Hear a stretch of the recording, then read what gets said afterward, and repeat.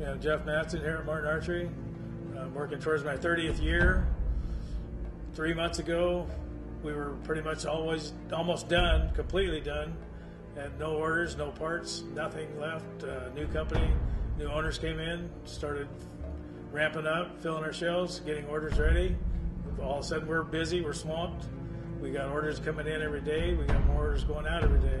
I've been working here since March 12th, 1984. I think that's about almost 30 years.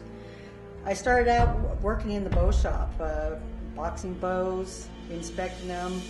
I was the last person to see that bow before it went to the customers. Throughout the years, I've seen a lot happen along with the rise of Martin Archery and then the decline of Martin Archery.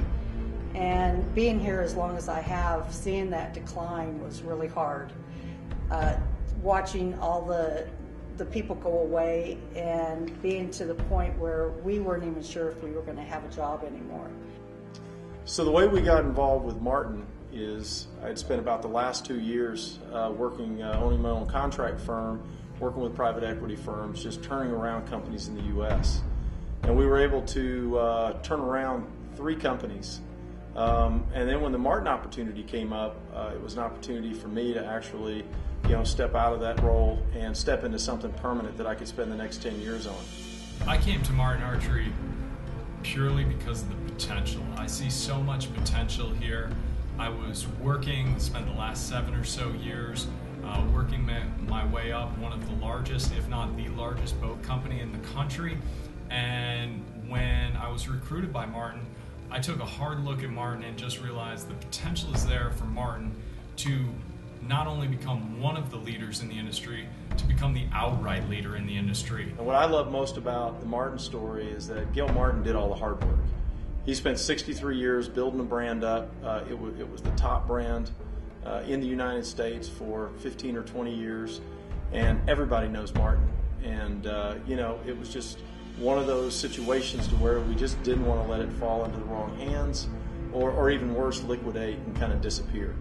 It was so exciting to be able to have that back, have the resources to be able to put inventory back on the shelf, to be able to bring people back that were laid off and have them come back and have a job for them. That has been so exciting and so rewarding to be able to tell people on the phone, yes, I have it in stock, yes, I can ship it out, yes, I can do that, instead of no, I can't, I don't know when. Now it's all yes, yes. It's a good feeling to be able to tell people that for a change. The infrastructure that's in place, the craftsmanship, the history of innovation, and the new ownership really made it a place that I wanted to be. I'm not looking in the immediate, I'm looking in, the next 5 to 10 years of Martin Archery becoming the name in archery, and I wanted to be a part of that. I wanted to put my brand on it. I wanted to help shape it to become the company that I feel it can be. You just don't have that many 63-year-old brands, in something like archery. And so what really attracted me was Walla Walla is just a wonderful community. When we came in, we had conversations with several of our partners, including the port and the commissioners.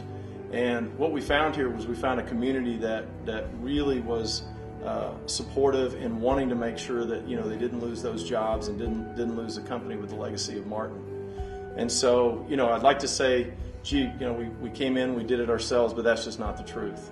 The reality is that we have a lot of business partners here that wanted to see Martin do well, because Martin's been one of the leading employers in this community for decades. So it feels really good to be a part of something that within the local community is that important.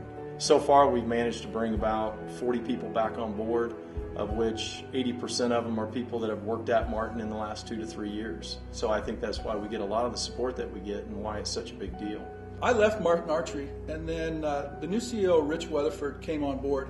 He came to me and asked me what I would do to change Martin Archery if I was to come back.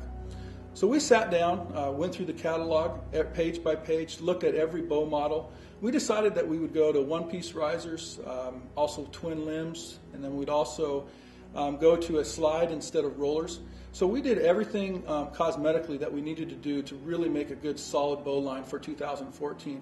If I didn't think that Martin Archery was going to become the leader, I never would have left. I never would have came over here, but I left of my own accord so that I could be a part of this. A lot of people thought I was crazy to leave a good position at one of the biggest, if not the biggest bow company, to come to Martin, which is small right now. But I'm not looking at it for right now. I'm looking at it in a couple of years. I think Martin's got the potential to be the #1 brand in archery. We've got plenty of work to do. And quite frankly, we've got a good head start already. I mean, if you take a look at the team that we've already put together, we're already working down that path, even though it's very early on. But you know, on top of the top layer of management that we're putting on, what you don't see is that second layer. Those engineers that we're bringing in that you may not have heard of. So I think those guys are just as important for what we're trying to do in terms of succession planning and leadership. But again, if I look out 10 years, look, we want to be the best. You know, we want Martin to be back on top. And look, 10 years is a long time to do that. We're not going anywhere.